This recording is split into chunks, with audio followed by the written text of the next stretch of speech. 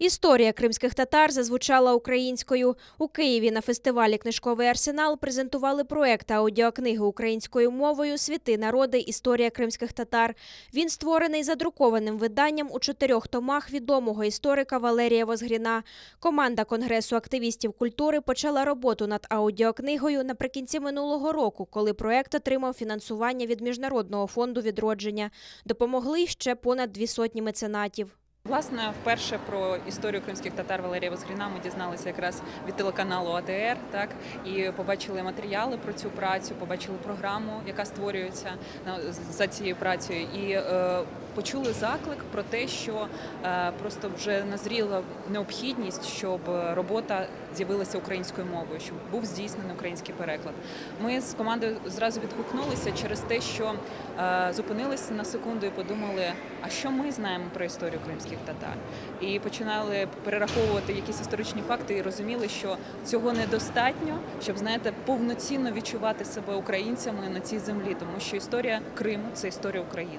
Створення аудіокниги «Історія кримських татар» українською мовою є поштовхом до відродження історичної пам'яті і українців, і кримських татар. Переклад праці Возгріна дозволить цим спорідненим народам згадати, наскільки тісно їхні долі були пов'язані впродовж століть. Проект допоможе розвіяти нав'язані колись радянською владою міфи про кримських татар. І цей власний розвиток і українців, і кримських татар, він практично не може бути, відокремленим один від одного.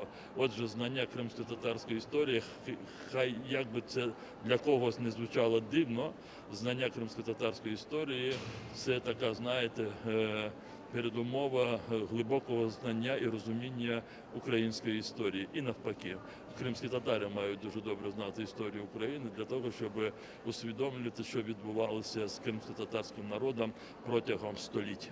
Ахтем Сейтаблаєв, Іван Леньосов, Гіль Мусаєва, Ескендер Барієв, Ельмаз Асан, Айдер Муждабаєв, Гульсум Халілова, Богдан Бенюк, Еміне Джепар.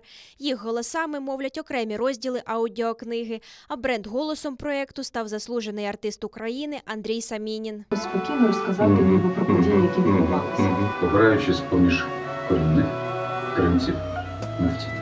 Ловити рибу в чорноморських лиманах, ба навіть у прибережних водах Азовського моря. 10 тисяч рублів, загарантований спокій, в жодному разі не була непомірна. Ординське звання Сараскер вживали в трохи іншому військово-посадовому розумінні. Не тільки в степу, ба й в інших місцевостях півострова, без лісу, в східному Криму. Вже сусідня община була не нашою, чужою. У неї було не гріх скубнути шматок пасовища, відкраїти куток грілля, ділянку лісу.